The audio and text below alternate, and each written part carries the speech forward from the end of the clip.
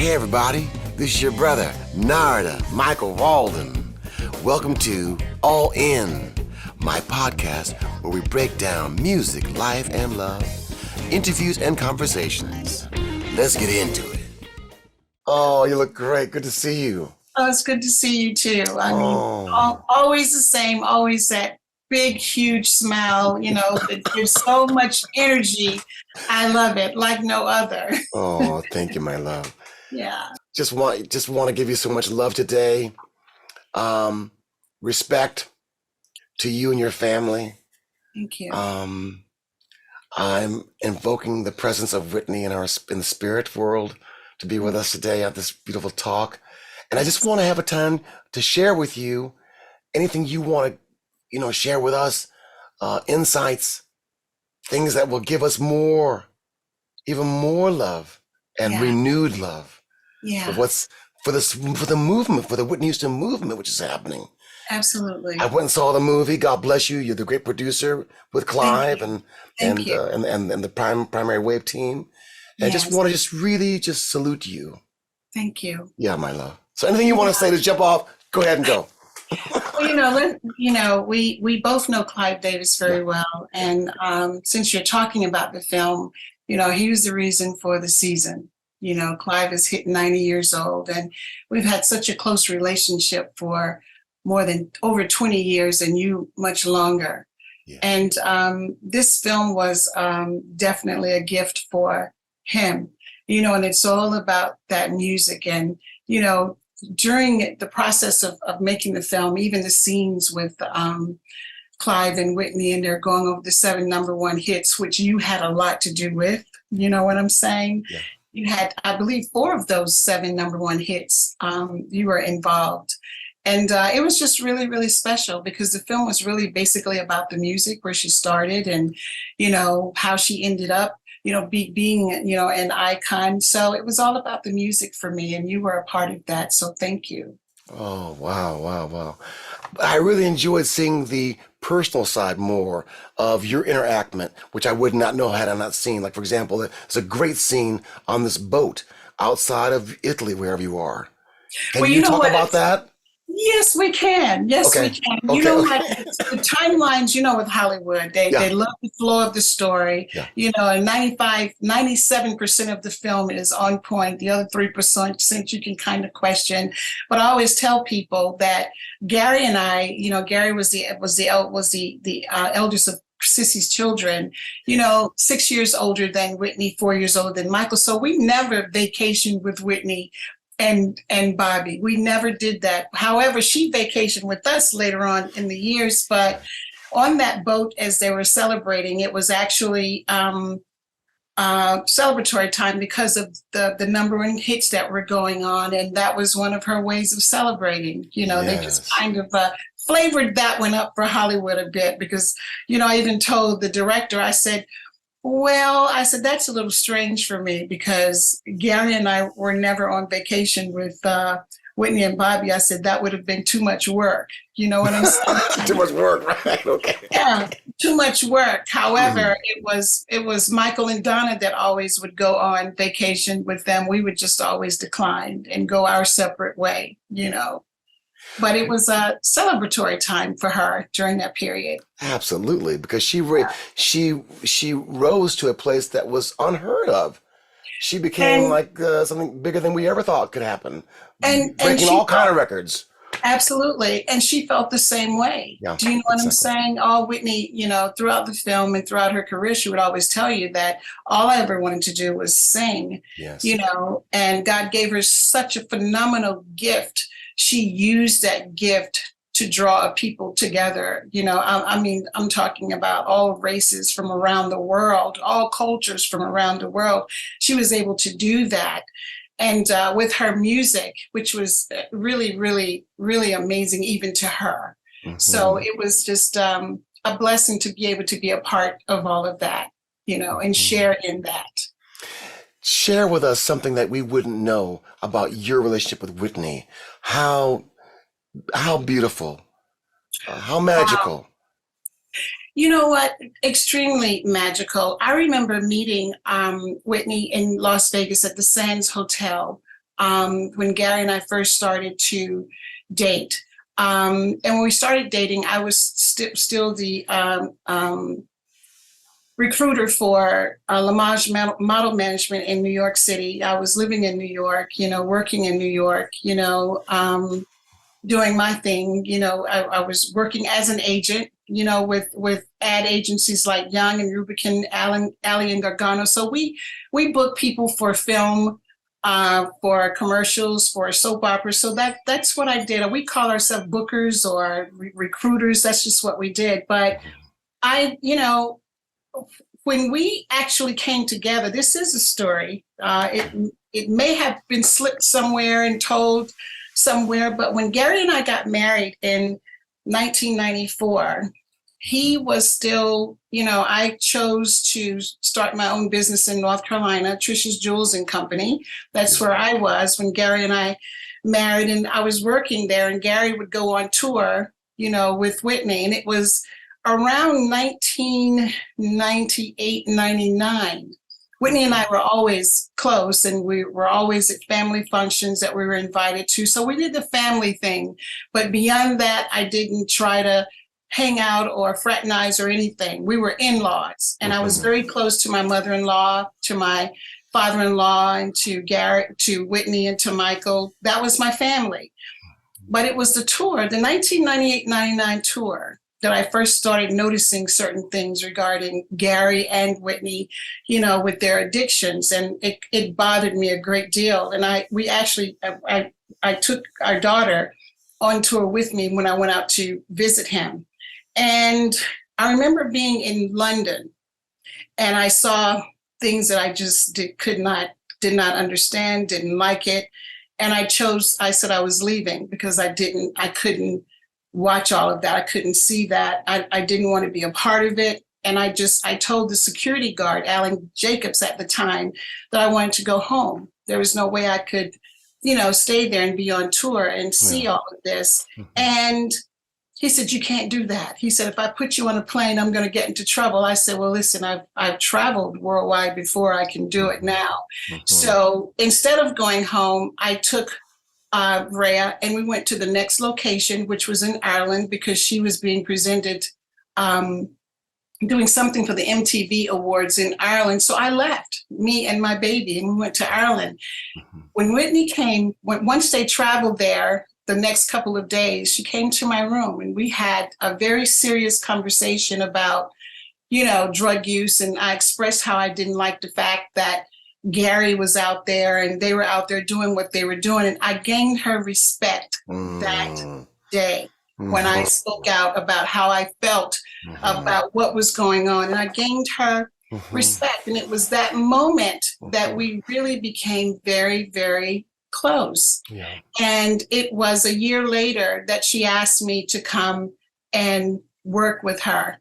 And I decided to go ahead and do that. I mean, there's so many backstories about that it's just incredible. But that one stands out because that's when we really did indeed become close. So then how did you feel at that time when she asked you to come and work with her? I mean, she's the biggest star in the world. It was one of those situations. I was actually working for Curtis Farrell, Urban Street Rep. He does the Gospel Fest. He was a very close friend of Sissy's, and he was working on a project with Paul Robeson. And he asked me, would I work with him on that project, because they were putting together an event that would garner a lot of stars, from James Earl Jones to Patti LaBelle to who else was it? Of course, Whitney was involved. Lynn Whitfield, and it was being held at the NJ Pack. So during that period, Whitney had called me and she asked me, she said, sis, I need a favor of you. Can you find out from Daddy what's going on with my case in Hawaii? I said, well, can't you call him and ask him? She said, I've tried to talk to Daddy. Daddy's not giving me any information. Can you just talk to him? I said, sure. So I spoke to Mr. Houston about asking questions about the Hawaii situation. I'm not sure if you are familiar with that. Whenever they were caught with marijuana over in Hawaii. You remember that kind of? Yeah, I do. Okay. So Mr. Houston explained to me, he said, well, Johnny Cochran's firm is handling the case. I said, well, Right. Johnny Cochran is somewhere with Marion Jones' husband. And I believe it was, I don't know if it was Australia, but it was somewhere where he wasn't around. And I explained to Whitney, what was going on. What do you want me to do? She said, Pat, can you please just work with Daddy? I said, Nippy, I'm just, you want me to challenge Poppy? I said, I don't want to do that. Mhm. Please do. So I called Sissy, and we were and still are very, very close. And I explained to her what was going on. And she said, do what you have to do to help Whitney. So Curtis and I, we found out who the attorney was that was working on the case in Johnny Cochran's office. And we sent a letter and we fired him. And once we fired him, I hired another attorney to take over the case. And that's what we did. And she had to go through a process of showing that she was healing. And that was the very first time Whitney ever had gone away somewhere for spiritual healing without anyone. Her mother went with her, and that was to Canyon Ranch in Arizona. So that was the very first time she'd ever stepped away to have any type of spiritual rejuvenation to help herself. And she had to do that a couple of times. And of course, the case was expunged and she was clear. Mhm. And from that point, she just, it was calling Pat. And, Gary and I, we never anticipated me working for her. It just ended up being that way. Yeah. And to this day, she elected me as her executor even before she passed. She actually changed everything around in 2010. Mhm. And I didn't know that this had taken place, but the attorneys did. She had conversations with them. So that's why I'm here today. Congratulations, my love. I'm glad that you're holding down the fort, on behalf of the family, and in particular that Whitney chose you with her heart and soul. To me, it's always been a God thing. Yeah. Because I always say that I was always here to ease the pain that life had brought to her, for her to find the peace that her spirit needed. And we would always tell each other that, what, it was truly God that really put us together, because I was experiencing when Rhea was born, I was in a situation where I developed nephrogenic adenoma, which is a rare disease to my bladder that was uncurable. There were only 11 cases in the world at that particular time, and I believe that was in 1997. And I had grave difficulty with my bladder after Rhea was born. And it wasn't until I had gone to Israel and met with the Hebrew Israelites who Whitney introduced me to. Mhm. Had it not been for her, I would have never known those people. But they put me on these regiments that I stayed the course with for several years, and clear-cut free from nephrogenic adenoma, and I always will think back and look at her as that, she saved me to be able to be in a position to help her. So Yes. I've always been incredibly thankful, for that moment. And that I have never told anyone about that story. She has to several of the band members, whenever, we had a 50th birthday celebration in Ireland, we spoke about it together, on my 50th birthday, how close we became, and how all of this came about is, regarding my health and her introducing me to that community and them being able to help me with that disease that I was carrying. So I'm eternally grateful to her, for that. Wow, I didn't know any of this. Yeah, Thank you for sharing with us. yeah, just very, very special, very, very special, I want to speak on something you kind of hit on just a moment ago when you were saying, she reached out to you, because I want to, there's something about this I want to say that I saw, which I also can understand. In working with her and being around her, the pace was so fast to be everywhere at the same time, to be doing all these things that was brand new to our civilization that you could do that much. Be here, be there, record this, go there, do this show, that show. It was exhausting. Yeah, very much. Exhausting. Mhm. So I would just I realized in working with her, if I could just make it easy on her by doing every session for less than 3 hours so that she could go and rest. I'd stay up all night, comp the vocal, put it all together so that she would come the next day, sit down, bam, hit play. Almost come to think, almost completely finished, minus a little harmony, a little doubling, be done. And that's how I realized I had to work just to not wear her out because she was just so trying to be everywhere at the same time. Well, You know what I'm saying? I do. She had a lot of order when it came to her craft. Yeah. And she was very, very clear on what she wanted to do with her life and her career. But there are times when, if you've got distractions here and there and you always have to elevate other people, and she had to do that sometimes to try to elevate people, to bring them up to where at her level. And Whitney, of course, is in a different stratosphere, period.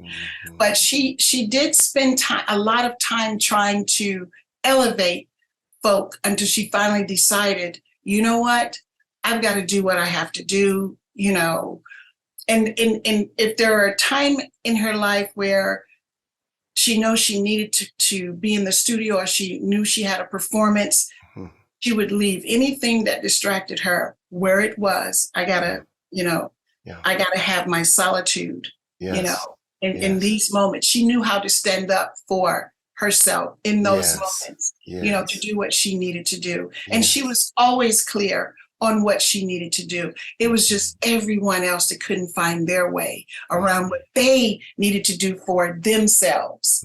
You know what I'm saying? But she was always very clear, always. Yeah. I was just really alluding to the fact that we came to a place in our history with our superstars. We expected so much of them to be everywhere at the same time. There was only a few at that time. It was Michael Jackson, Prince, Madonna, then came on the Whitney, and just the demand for her to be everywhere, to be doing all these things was like, wow. Yeah, incredible. The expectation was a bit much coming from a lot of different places, a lot of different places. And I don't think people realize, that at most cases they needed to just stay in their lane. That's all she needed them to do. Just stay in your lane. I'm going to do what I need to do. You do you. Play your role. And if you've got people around you that can do that, it makes it so much easier for you. It does. And she was just Nippy she was something else. She was always clear on what she wanted to do. It was just what everybody else wanted, but she finally, got it together. She did. She finally got it together. Like, you know what? This is what I want to do, and this is what I'm going to do. Forget about everybody else's feelings at this point. It's about me now and what I need to do for me and my daughter. Oh yeah. Yeah. And I will say, the love God connection, Jesus connection, God connection was very powerful. Before every session, we would pray. The prayer aspect, the acknowledging aspect was always present. Right. In the session. Yeah. Always. And you know what? She always knew who she belonged to. She just didn't understand the fact that not everybody that surround you were about the same thing as she was. Do you understand what I'm saying? Because she was really all about God and praising him. But a lot of folk, just were not. You know what I'm saying? They just were not. And it took a moment, but she realized the decisions that she had to make. And when she decided to make them, she made them and she moved on. She moved on. And I was very proud of her. Yeah. Absolutely. I want to tell you a story, Pat. Okay. When I very first laid eyes on Whitney, it was a session on my first solo album called Garden of Love Light in 1976. I had the great classic producer working with me, Tommy Dowd, in Atlantic Studios in New York. And he suggested, on this song you've got called Garden of Love Light, There's a great singer who is a friend of mine named Sissy Houston. Get her and her girls to come and sing on this song. I said, my God, yes. So in comes Sissy Houston with her singers, and they're singing their hearts out. And in the corner is a little 11-year-old girl, just radiant and gorgeous, just watching the session. That was little Whitney then. Wow. Yeah, that was little Whitney then. Her at 11 years old? Yes, little girl. And then and then again, when I saw her for real now on the How Will I Know session, when she's grown and so incredible, beautiful, yes, as we know. Yes. Her first album, and really had chance to learn How Will I Know. So when she came in and we mic'd up and everything, she sang it like you hear that record with all the wisdom of what she wanted to bring to it. That's right. So it was just like awesome to see that kind of power out of kind of a thin girl, not big, but the sound of like a 300-pound woman. And then she came back in the control room. I said, come listen to this. And she would sit there and look at me like, the sound would ignite her. Are you hearing that sound? Yeah, I'm hearing that sound. And it was like phenomenal. And to see her react to her own sound was so beautiful. You know, you only get talent like that once in a lifetime. You know, when you think about Muhammad Ali. Yes. Michael Jordan. Do you know what I'm saying? Yeah. Whitney Houston. Yeah. You know, and you go biblically, you go back to Moses. I mean, you're in that realm of greatness. Do you know what I'm saying? Yeah. She was in that realm of greatness, you know, and no matter what happens or what has happened in this world, she was absolutely the best. Absolutely. Beautiful. I mean, absolutely the best. Yeah. And also, you know, we loved Dion. So we would sing Walk On By, Alfie at the piano to get warmed up for different sessions. That was a very calming thing to do. Just to hear those beautiful melodies of Walk On By, Dion things. When she would sing them and bring her heart to it, then they would get her ready for whatever that day was to sing. The grace, the poise, the elegance that before you when you're listening to Dion. You think about Whitney and her grace and elegance and poise, you know, on stage. She had great teachers. She came actually from music royalty. When you really think about, I always tell people, and I've said this before, the Houstons cannot sing at all. However, the Drinkards, they will sing you around the kitchen table. They can sing. Do you hear me? The Drinkards can go. Yeah. That's why Gary, Whitney, Dion, Dee Dee, you know, even their cousin Lonnie, Felicia, those people were gifted. Yeah. Gifted singers, you know, gifted. You know, very powerful music royalty. You know, they step on a stage not to compete, but to tell a story and to tell it well. They don't think about how they sound. Do you know what I'm saying? They think about, although professionally, they want things to be proper and correct, but they come on to deliver a message to you. That's right. They want to convict you with what they're saying. Absolutely. That's why Nippy was always very cautious of the lyrics of the songs. You know, do you understand what I'm saying? Yes, of course I do. Always. And Gary's the same way. You know, they're very, very cautious in the material that they sing. And that derives from their mom. She was exactly the same way. Well, I want to speak about that for a second. In this room is the same room we do I Want to Dance, Somebody Loves Me. And there's a duet with the mother. Sissy came out and sang, I Know Him So Well. Clive suggested we do a song from the play called Chess. So in recording it, where Sissy would sing, Whitney would sing on the playback, Whitney would be, it's so tight. It's so, I don't know where my mom's singing, where I'm singing, where she's singing, where I'm singing, because the voices just blended so beautifully. They loved each other. To hear their sound together was awesome. Absolutely awesome. I think one of the greatest performances for me Yeah. with Sissy, Gary, and Whitney was the American Music Awards, and they're singing "Wonderful Counselor." Okay. Okay. Have you? I'm sure you've seen that Yes, I performance. have seen it. It is so incredible. I mean, who does that? Right. Right. Who does that? You know, Yes. and they're all three Hall of Famers. That's right. They're all S- three Hall of Speaking of Famers. which, how is our brother Gary? How is he doing? Gary is doing great. You know, Gary, he put out a Christmas song, the Christmas song during Christmas, Okay. single. It was very beautiful. One of Okay. Whitney's favorite songs. It was a tribute really to her. But he's getting back into recording now. He will be performing in LA during Grammy Week. You know, it's Whitney's 60th birthday year. Yes. Yes. And this year we're doing celebrations all year with the new gospel project that's coming out around Easter that I'm extremely excited about. But he's performing during Grammy Week at the W Hotel. They're transforming the hotel into the Whitney Houston Hotel for that week. And there will be performances there all week. And if I'm not mistaken, you're involved. At least I'm coming on down there. I'm coming on down there. I'll be there to see you. Yeah. yeah, I requested for the Yeah. roundtable discussion, but you should also be involved in the performances as well. I mean, really, because I know Gary's going to be performing probably a medley of songs of hers, and of course, there's Lucky Day who's performing.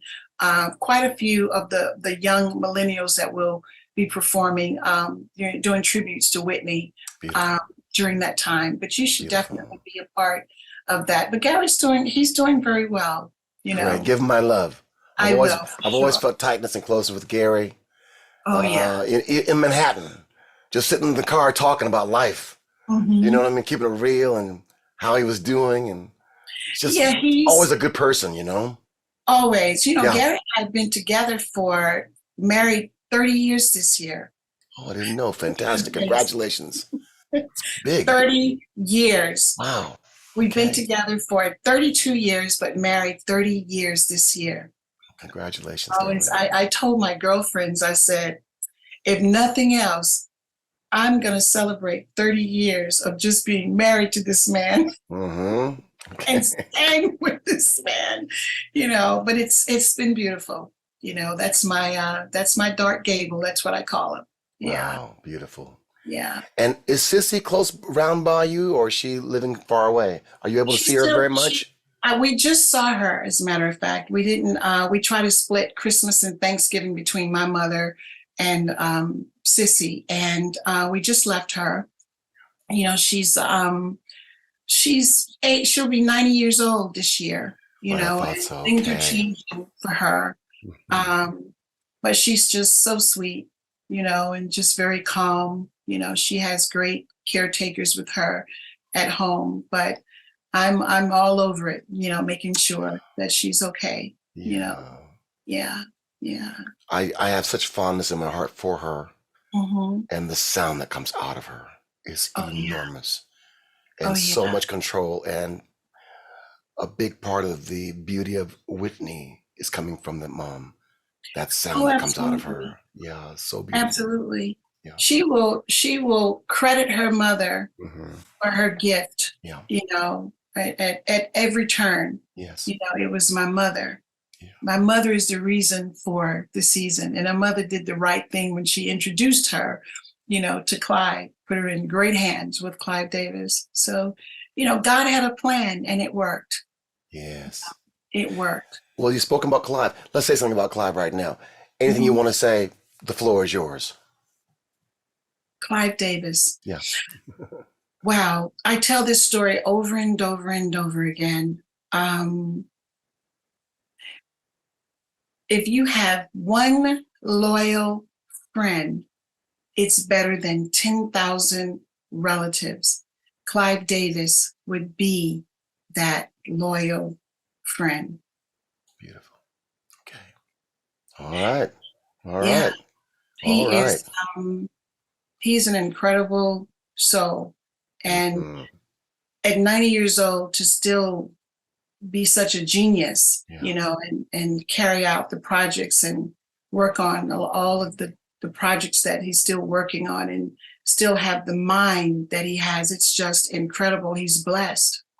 So let me ask you, how was it working on this movie with him? And you're both producers. Mhm. How did that work? I mean, can you talk about it for a minute? Yeah, I was more on set than Clive was, but he was definitely involved, you know, speaking with the producers, myself, the director. You know, if we were sent dailies every day, if we weren't on set, dailies were sent to us to review footage that was being shot. If there was anything that we thought needed to be changed, it was taken care of, you know. So he was on hand, you know, even by phone. He was definitely involved from start to finished. Yes. Rest sure. Mhm. Absolutely. Mhm. Beautiful. Absolutely. Beautiful. Oh, Clive is, I always tell everybody, he is he was the principal and we were all the teachers and the students. But he was definitely the principal. And when he spoke, you definitely have to hear what he has to say. Mm-hmm. And you know, he's just that type of person. He pushes for perfection, but not in a way that it's going to interfere with getting the job done. Wow. Beautiful. Beautiful. Yeah. Mm-hmm. Well, Yeah. congratulations on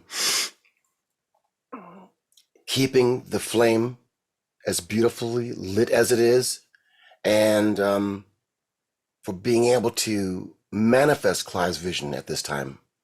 This is something else to be upheld with congratulations, because it's not easy No.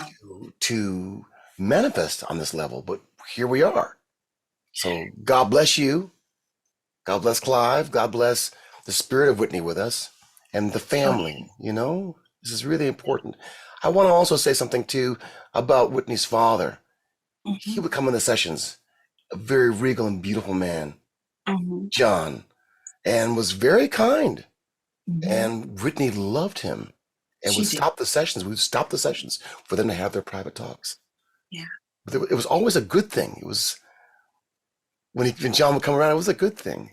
Yeah, you know, when you saw the film, Yeah. and you saw Yes. that was Yes. heartbreaking to know, you know, certain things, but he loved his daughter. You know, Yes. I don't think people realize how difficult it is to share your child with the world. I mean, it kind of overprotective, but you have to be, because there's so many people out there that are grabbing like crabs. And he just wanted to make sure that the crabs were not interfering with his daughter, you know. And he had moments in his life that was, you know, once you reach a certain plateau or level, and having a daughter that is an icon, it changes folk. And it may have changed him a bit, but not to the point that he would harm his daughter in any way. I think a lot of people interfered a bit too much in the Houston family business, you know, and had too much to say. But regardless, she would always revert back to her family. She knew what was most important to her, and family was extremely important to her. Her mother, her father, and her brothers. Yes, They absolutely. were important to her. Yes. You know, a lot of times people they take issue with that. You know, they want to be closer to her than the family members are. Do you understand what I'm saying? And it bothered her a bit, you know, and she took notice. It was like, no, you know, I love them, but they need to stay in their lane. I got this regarding my family, you know, but you know, people try. Yeah. They try. Well, I just want you to know, from my standpoint, that when John would come around, it would be wonderful moments, because to see them have their love for each other and kind of like looking out for each other was really encouraging and insightful. And I just enjoyed stopping the sessions for these moments. Mhm. Yeah. Even after I had taken over as manager, Yeah. John Sissy and I always had a very, very close relationship. Yeah. To him, after Rhea was when Rhea was born, he sent beautiful, beautiful pink roses, because she was born in North Carolina. Pink roses to I thought they were for me. They were for his granddaughter. Okay. Okay. I thought that was so sweet. They were for Rhea, at her christening at 10 Yeah. months old. Yeah. He didn't come to the church, but he came to her christening party at home. So he would come and visit, with us so he could see Rhea. But even after I had taken over as manager, John and I still had a close relationship. I would still let him know what was going on with his daughter. I mean, we just had that type of relationship. Do you know what I'm saying? That's right. It wasn't that, I'm the head honcho now, and no. We didn't have that kind of relationship. I shared, what was going on with her. And if he, wanted me to, if he didn't like something or that I may have introduced to her or whatever, he'd make mention and we talk it out.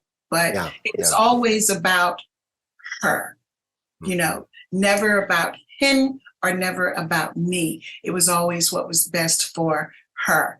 And even now, with her not being here, Yes. I would never do or say anything that if she were standing right next to me, there's nothing I would say or do that she wouldn't like or she would Yes. not approve of. That's right. That's Yeah. right. I want you to know in the early days, and also in the film, I saw it. You had Robin in the film. Robin was always at these sessions in the early days. Yeah. And taking care of her and being really attentive to tea, coffee, taking time to do what you had to do. There she was. Robin was when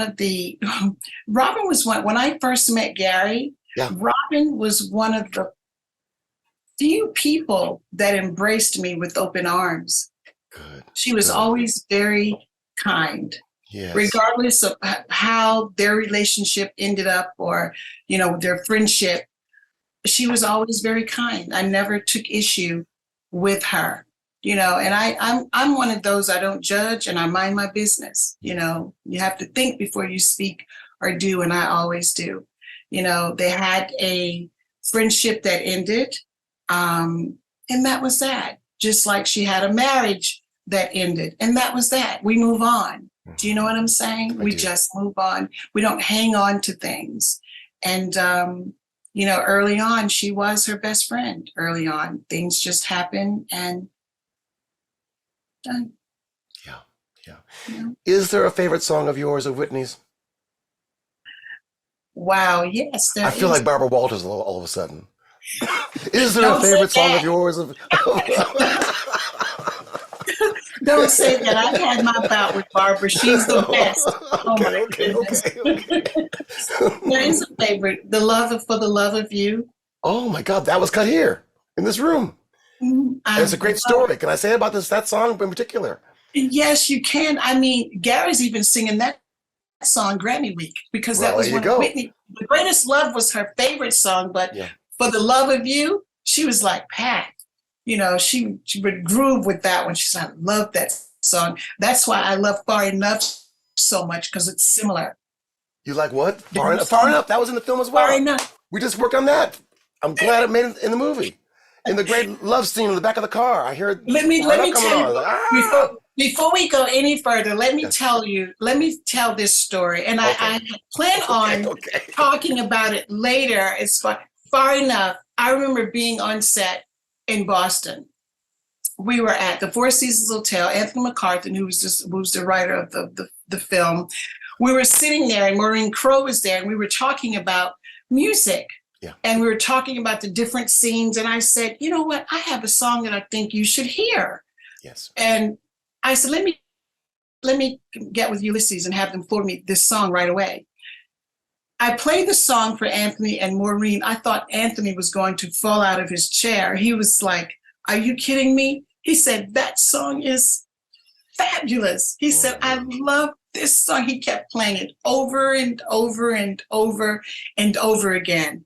And when they placed it in that scene with Whitney and Bobby, couldn't have found a better position for that song. Do you know what I'm saying? Oh, yeah, I do. It's sexy. So it's just, you know, you worked on the song. You know what I'm saying? I'm gonna tell you, we got over 100 tracks of Whitney's voice. So I went through all of them, and I discovered there were speaking parts on the very ending that I could use of her speaking. Yes. And we put that in there just because it was so sensual. You know I what? mean sensual. So hey, that was genius. Do you know why? I mean, there are fans from all over the world. I get messages from them. That song, Karan, who is a major Whitney fan in India, he said that song, and to hear her voice at the end of that song, he said, "Oh my God, he said I was melting listening to her voice." But it's incredible. I don't know if she's ever. Do you know of any song she's ever done where she's actually spoken like that? I can't. Not like that. I have done things where I've asked her to speak and say little things, different records. But that particular mood, where it was just so playfully seductive in a way, that got into like the Marvin Gaye territory, and we brought it in. I was like, wow, this is phenomenal. So it was like discovering diamonds. It was like discovering diamonds. Oh my God! Yeah, I gotta say, it's very, very, very special. It is very special. And I gotta say one more thing. David Frazier, our chief mixing engineer, who mixed a lot of the things for Whitney, he knows how to put her voice so beautifully through the analog, not just digital domain anymore, but analog, like tape. So it sounds like we're used to hearing the richness of her voice. So all that's in there too. Oh my God, it is so seductive. It is storming here to the point. You hear it? No. Oh my goodness.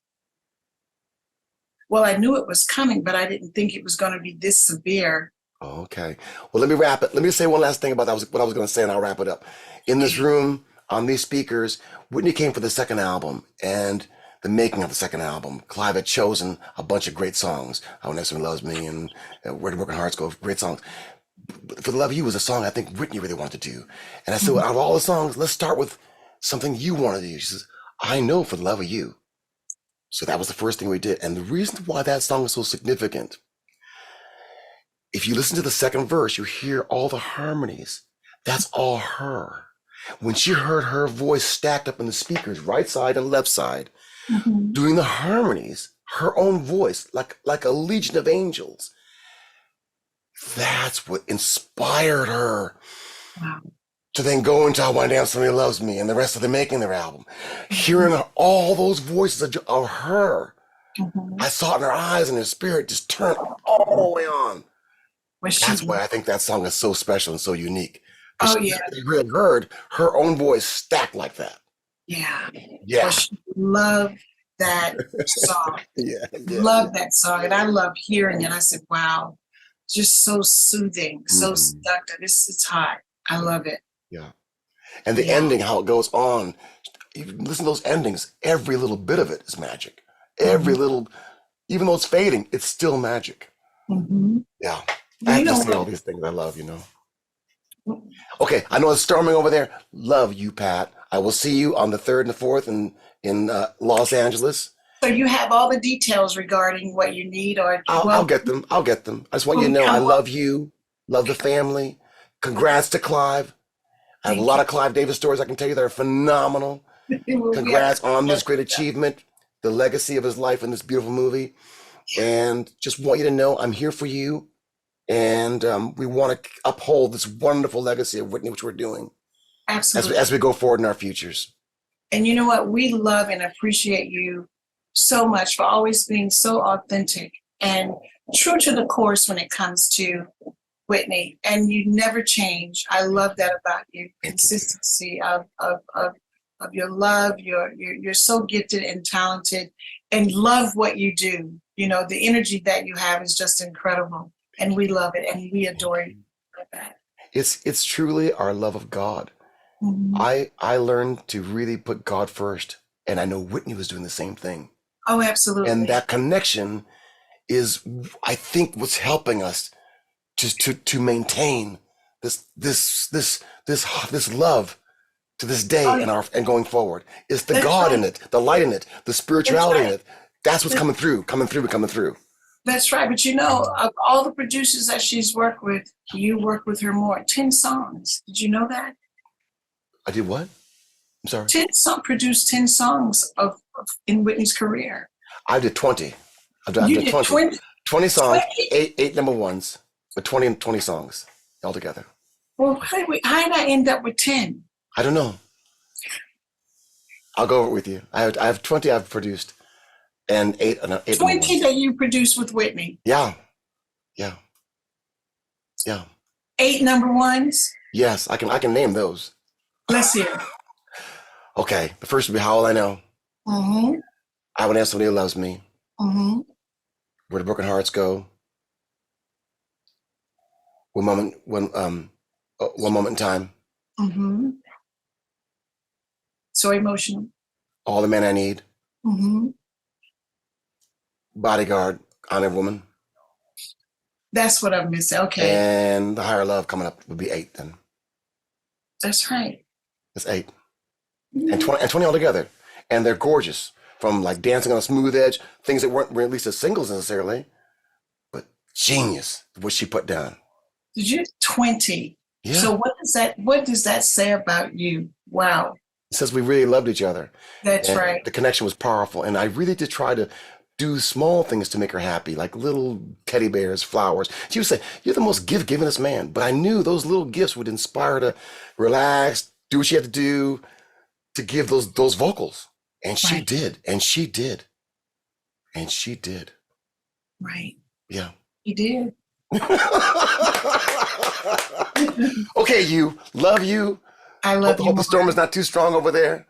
And Yeah, well, it subsided a bit, but it was a bit scary. I know that was either Gary or my daughter calling me. I'm hoping that they're okay. Okay. But it's just passing through now. Okay, love.